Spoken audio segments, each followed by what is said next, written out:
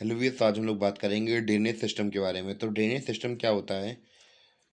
तो जैसे कि किसी भी क्या हम लोग बात करें कहीं का रिवर सिस्टम या फिर नदियाँ वगैरह या नाले वगैरह कैसे बहते हैं, तो पानी की फ्लोइंग होती है, उसी को अच्छे सिस्टम को ड्रेनेज सिस्टम कह देते हैं। जैसे नदियों झीलों की बात करते हैं, इसमें इस चैप्टर में कुछ नहीं होगा, बस यही सब होगा। तो स्टार्ट करते हैं अपना चैप्टर। तो बेसिकली ये क्लास 11th का चैप्टर है जिसका नाम है ड्रेनेज सिस्टम। तो स्टार्ट करते हैं अपना चैप्टर बिना किसी देरी के। You have observed water flowing through the rivers, nalas, and even channels during rainy season which drain the excess water। तो आप लोगों ने देखा होगा, आप लोगों ने ऑब्जर्व किया होगा कि जो पानी बहता है किसके थ्रू, रिवर्स के थ्रू, नालास के थ्रू, इवन चैनल्स के थ्रू, यानी कि नहरों के थ्रू। जब रेनी सीजन होता है इनके अंदर कितना सारा पानी होता है रेनी सीजन में। Had these channels not been there, large scale flooding would have occurred. अगर वो चैनल्स वहाँ पे नहीं होते तो क्या होता, बहुत भारी मात्रा में बाढ़ भी आ सकती थी। Wherever channels are ill defined और choked, flooding is a common phenomena. जहाँ पे भी हम लोग बात करें ये चैनल्स अच्छी तरीके से ना बने हुए हैं फिर चोक हो जाएं, तो इनसे क्या होता है, जो बाढ़ होती है वो यहाँ पे नॉर्मल प्रोसेस होती है। जो फिनोमेना लिखा है, फिनोमेना का मतलब प्रोसेस होता है। पहले मैं आपको ये समझा दूं कि जो वहाँ पे लिखा है ब्रैकेट के अंदर, फिर नीचे बाल समझा दूंगा। The flow of water through well defined channel is known as drainage.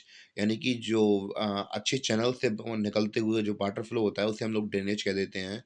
और इसी प्रकार के नेटवर्क को हम लोग क्या कह देते हैं, ड्रेनेज सिस्टम कह देते हैं। और यहाँ पे क्या लिखा है, do you have a river near your village और सिटी।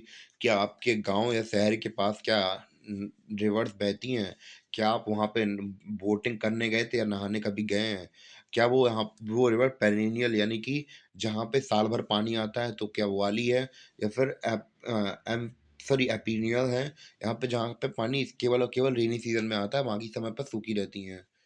तो क्या आपको पता है कि रिवर एक ही डायरेक्शन में क्यों बहती हैं? तो और ये आप लोग अपने पिछले जो एनसीईआरटी की टेक्स्ट बुक हैं उनकी उनमें आप लोग पहले ही पढ़ चुके हैं। तो can you then explain the reason for the water flowing from one direction to other. तो क्या आप एक्सप्लेन कर सकते हैं कि जो वाटर होता है वो एक डायरेक्शन से दूसरी डायरेक्शन में क्यों फ्लो होता है?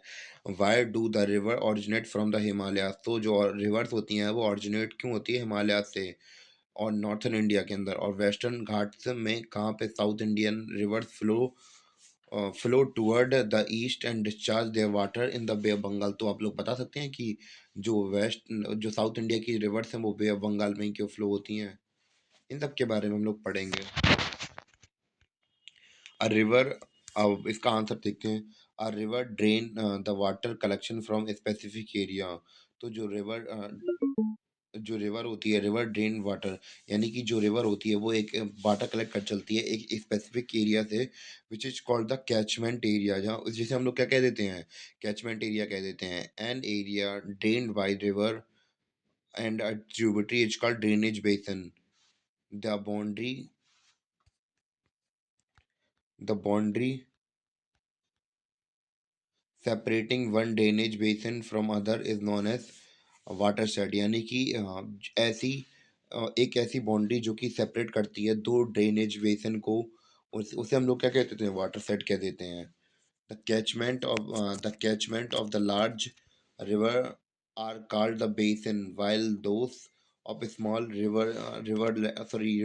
rivulet and rills are often referred to as watershed। तो हमसे कहना क्या चाहते हैं कि जो सेपरेट मतलब कैचमेंट ऑफ लार्ज मतलब कैचमेंट एरिया मतलब बड़ी बड़ी रिवर्स का कैचमेंट एरिया को हम लोग क्या कह देते हैं, रिवर बेसिन कह देते हैं। और जो छोटे रिवलेट्स होते हैं उन्हें उन्हें क्या कह दिया था, वाटर सेट कह दिया जाता है। This there is however a slight difference.